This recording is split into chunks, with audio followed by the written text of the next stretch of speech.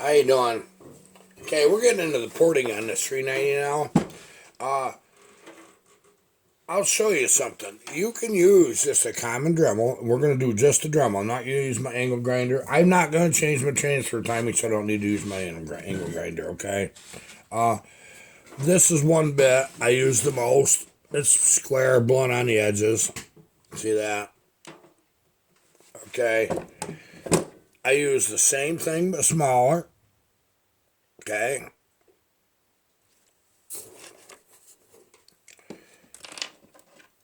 I use a tapered one for cleaning up.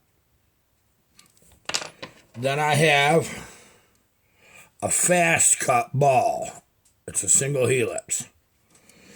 And then for deburring, diamond ball. That's for going around inside that cylinder.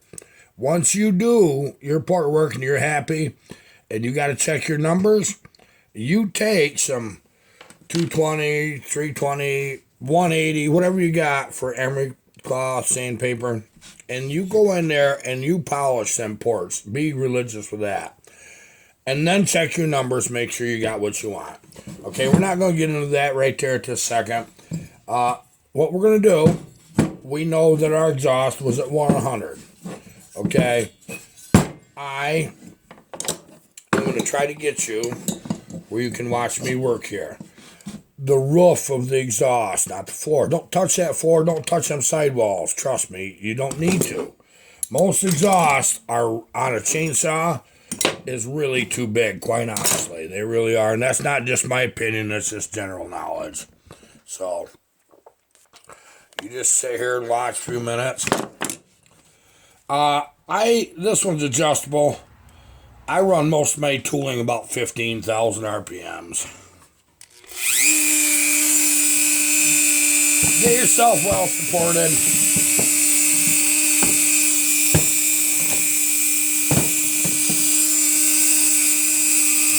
I'm going to try to get it where you can see. I'll just keep showing you.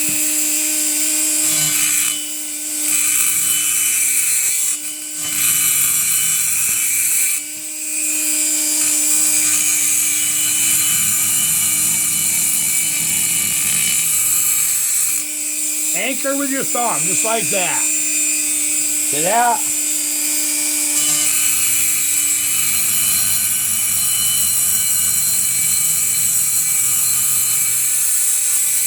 Don't force the tool, let it cut.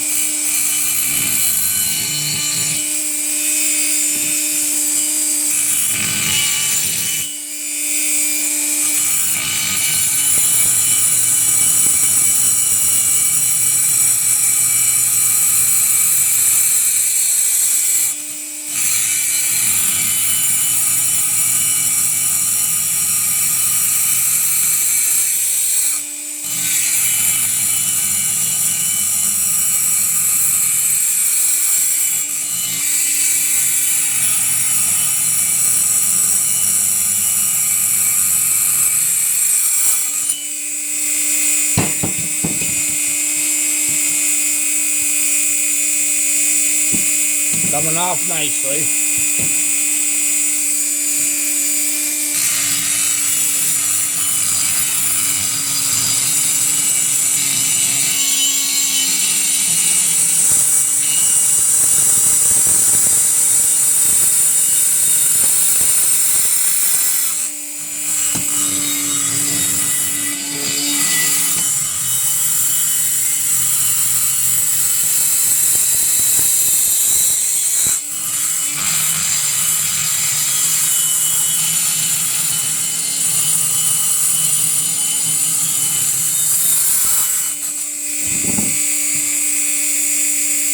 I like to turn them around and look at my progress. You can kind of see where we're headed.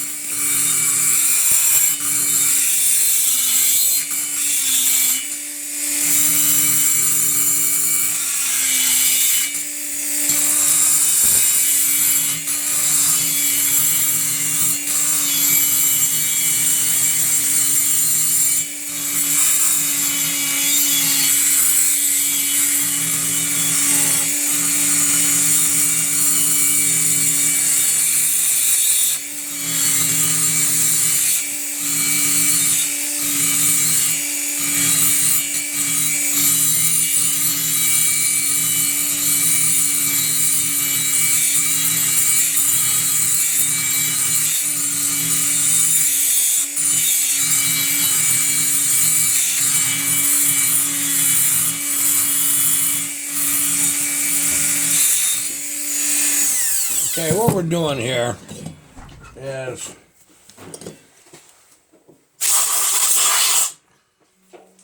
nice to have a little air right there. We're getting our number, okay? You can kind of see where we're at so far.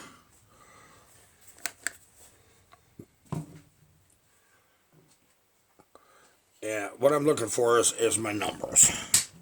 Okay. There's the rough. Okay. Now at this point, all I'm going to do is dress that just a little bit. I got one little corner that I want to hit.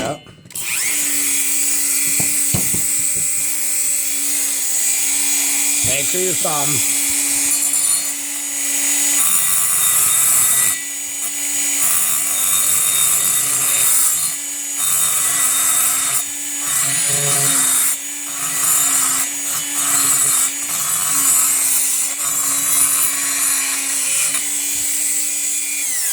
And we'll get my verniers and we'll take a measurement.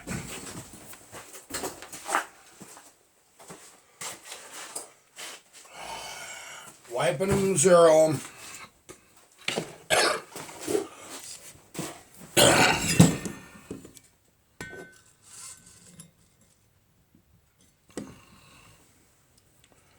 See, if you measure them before you start to that exhaust rough from your flat, it tells you where you're at. So we're at 272.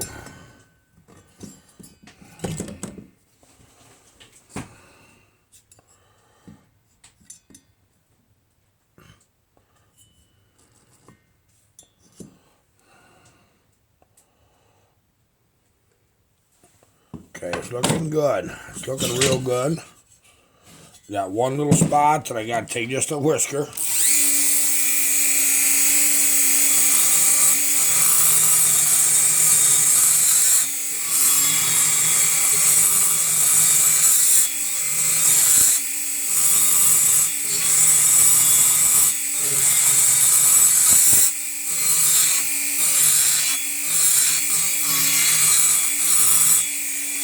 Okay, now what's going on here is I just watch. I still got to get a little more of that.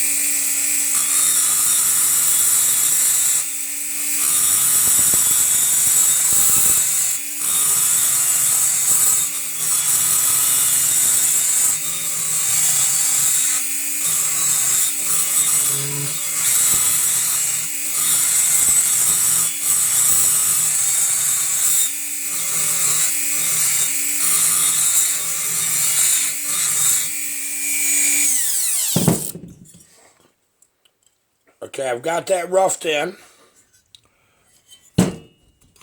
What you're going to notice is that's a slight oval. Remember, your cylinder sits like that. So working on the rough. It's a slight oval on the top of that cylinder. And you're probably going to see all kinds of grit and stuff, but see that? Just a slight oval on this side. I mean, down here. Do that so you don't hang a ring. Okay, we might just as well get into the intake side. Okay, I know I want to take about 20, 25 off the bottom of the intake. Same thing.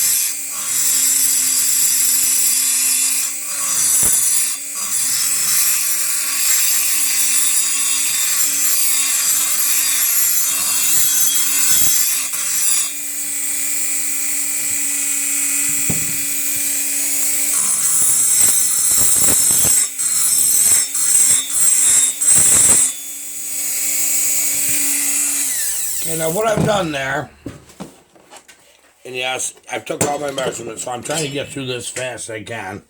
And this isn't a very nice way to measure, but you can get away with it on this particular cylinder. And we are, I don't want to go any further than I just went. That's right there, about 24. Okay. The smaller cylinders, you can't do that. You just you gotta come up with something else. There's no, just know how much you're taking off. You get where you can do it quite fast. But in this particular cylinder, like I'm used to seeing, the sides have to be opened up just a little because there's a big bump in the sides of the cylinder. That top, which is on the bottom, you leave that alone for right now. Okay, now I'm going to show you right side up. Okay, we got our number. We've got that. Don't open that up big. It does no good to get this spot here bigger than what your intake is. It does no good. I am going to come up here just a bit. You can see that's slightly out around. I'm going to get that just a little bit because I know what my intake looks like.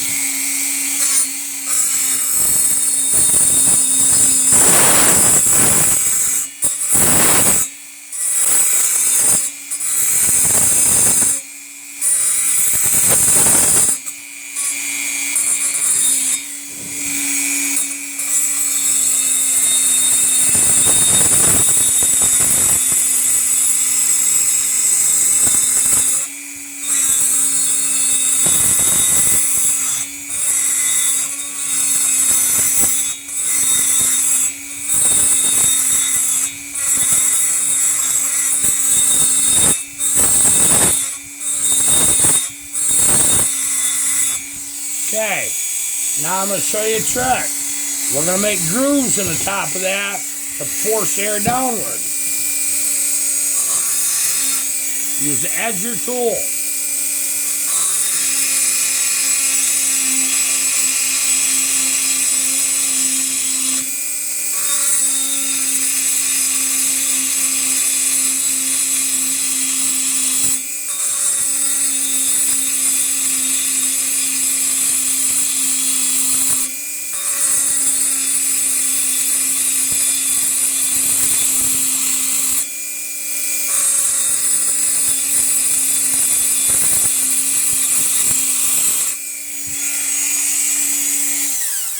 Blow it out so you can see it.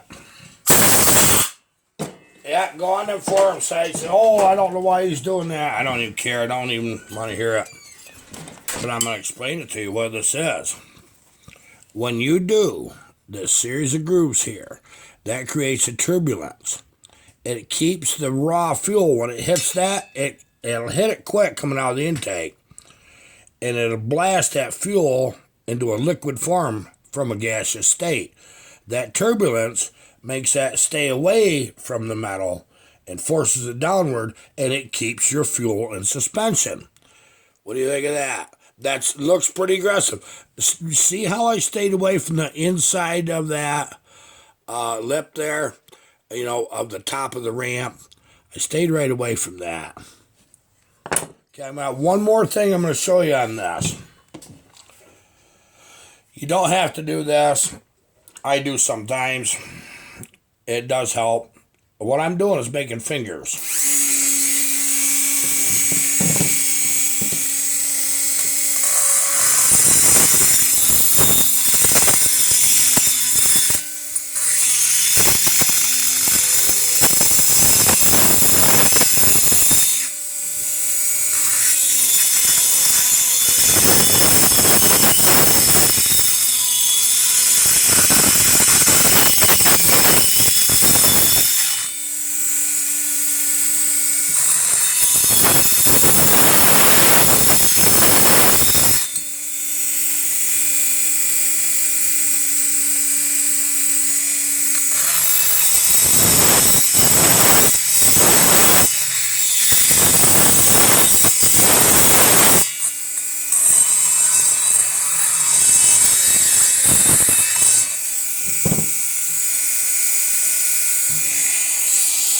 Okay. Now this is just roughing in everything. this cylinder being upside down, that is the roof. See them little fingers? See that? Left and right side on that intake side.